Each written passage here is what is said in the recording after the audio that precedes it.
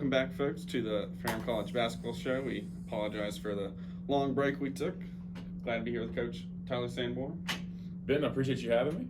And we had to take a short little break. I know you guys had some COVID problems in your program, right? As you came back from the Christmas break, so that kind of started you off a little rough in that first few games. How did your players kind of adapt? You threw a few freshmen in there.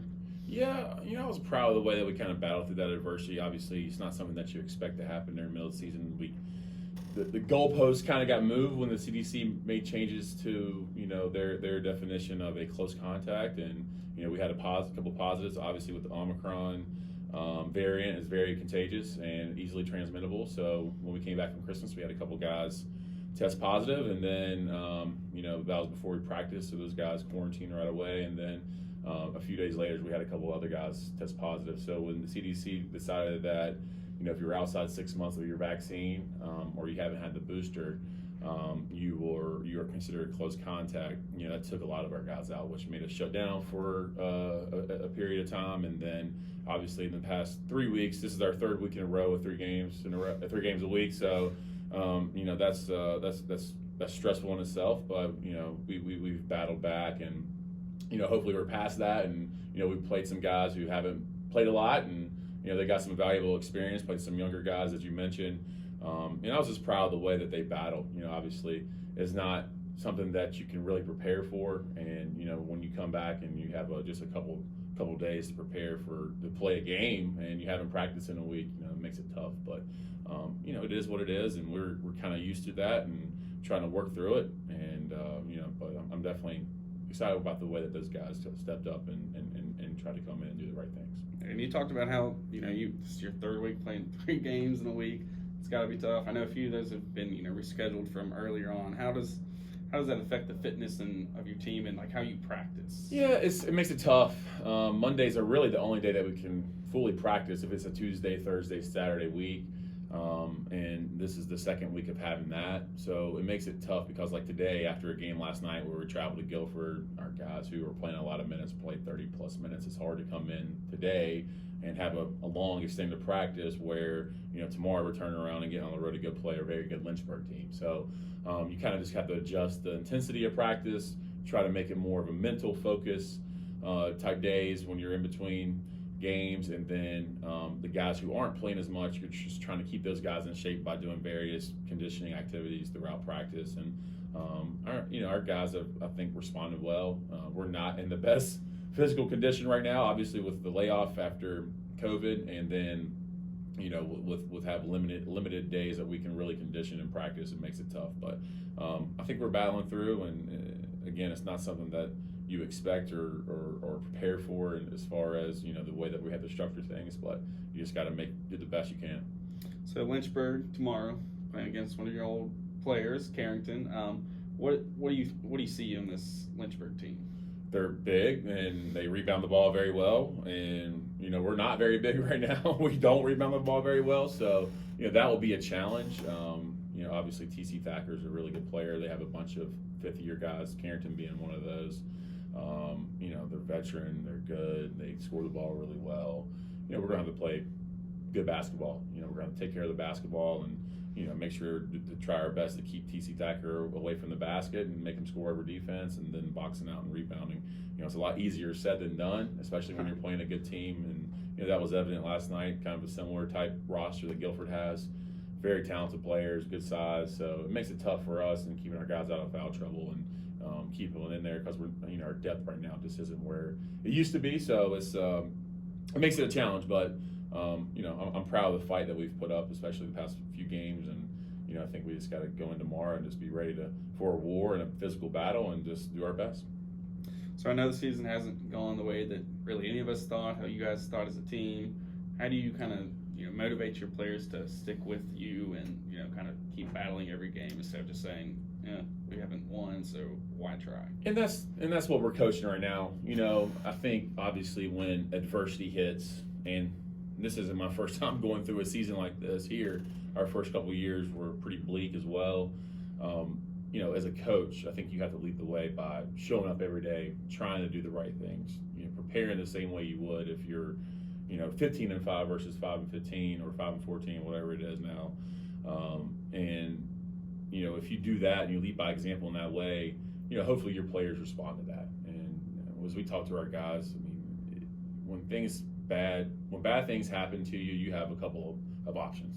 You can run and hide and quit, or you can show up every day and try to make it better. All right, and be a remedy to what is going on versus trying to be in someone that's contributing to what the issues are. And those are the things that we talk about, and just trying to get our guys to buy into the process of working hard and understanding, like, your hard work might not result in wins, and that's okay, but you have to do it the right way. You have to try to show up. You have to try to battle. You have to try to be the best version of yourself that you can be. And ultimately, if that doesn't lead to us, winning on the court, I think that's going to help us in the long run, not just from our program, but just from a personal standpoint, person to person. Like, life's not always going to be perfect, and it's going to be troublesome at times. And like the way you react and the way you respond, that defines who you are and your character. So, we're just trying to preach that to our guys, have them understand, like, you still got to do what you're supposed to do. Even though it's not going well, you got to still battle and try to do your best. All right. So after your Lynchburg game, it's the first time you've actually played them. I believe you also the only time you play them all year. We play them twice. Yeah. Play them twice. Okay. You play them at home. I think that's might be senior night. Senior night. Yep. Yeah. Okay. So then you play Randolph and WNL, two teams you lost to by 4 points. Like very close games. Yep. Came down to the final minutes. What do you guys need to do against Randolph? Oh, Randolph, I mean, the biggest things are, making sure that we keep track of their guards. Their guards made a bunch of threes against us here at home. They got off to a really big start. Every game for us right now are kind of the two very similar things, or our biggest issues. We can score the basketball, and we can defend on first shot possessions, but we turn the ball over way too much. And, so we're trying to adjust and slow things down a little bit more. And then we don't rebound defensively very well. Now, some of that's attributed to our size. We're just not very big. But some of that's just kind of mental lapses where we don't box out and take space and real estate when the shot goes up. But we can't make mistakes. Our margin of error is very small. We can't willy-nilly go throw the ball around the gym. We got to make sure we have good ball security.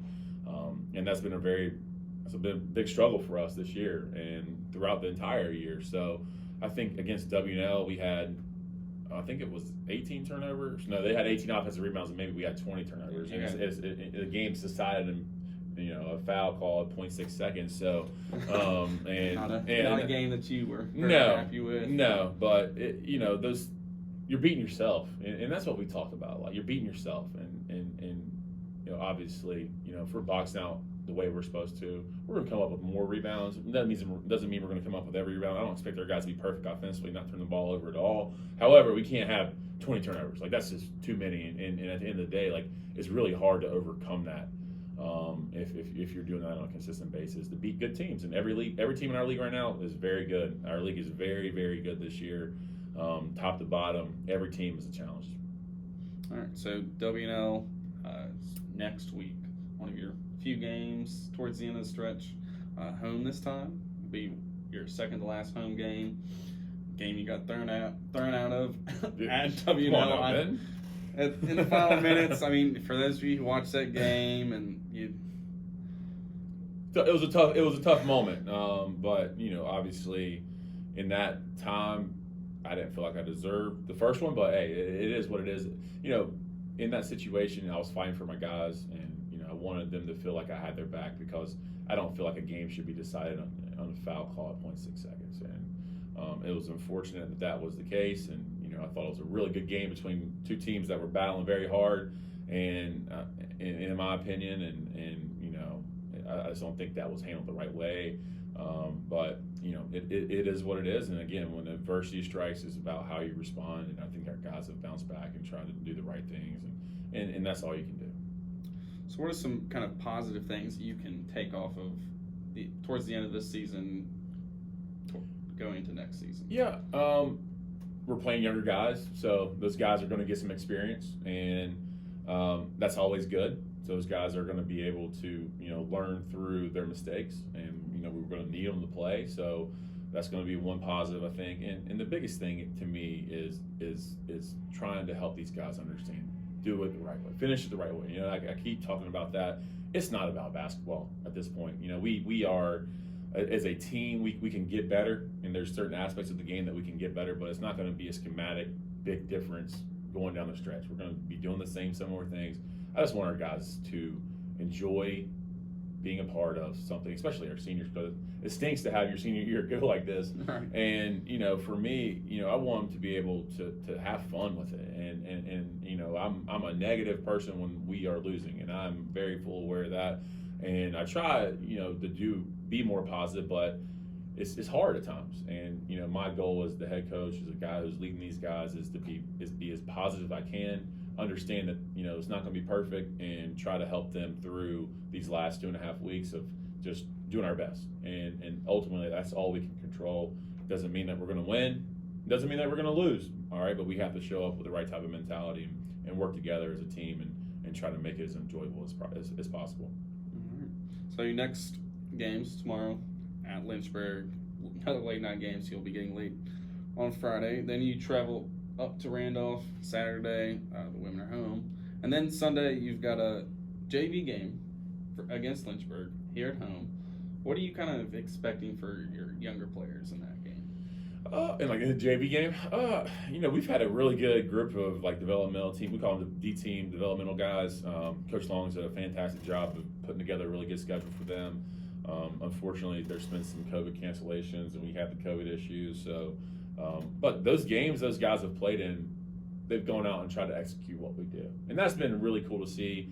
A lot of those younger guys will get more opportunity in the future, and you know, hopefully, again, we can just try to finish it the right way, and ultimately that's all we can handle. And you know, I expect those guys to go out and battle and try to win. And but you know, I just want to make sure that every single day that we're showing up, we're coming to practice today. Like today is going to be a very light day. We're going to be shooting. We're going to be walking through what Lynchburg does. We're going to watch film from last night. You know, so just handling the right way and showing up and be ready to learn and being ready to prepare yourself for, you know, what's coming next. And that's Lynchburg tomorrow. So our next episode will be with Coach Harvey next week. Again, those games are Thursday at Lynchburg for men's basketball, Saturday at Randolph, and then the 9th is home at against WNL. Correct. Yep. So thanks for joining us today. I'm your host, Benton Heck. Joined alongside me, Tyler Sanborn. Yes, sir. Thanks, Ben. Thanks for having me.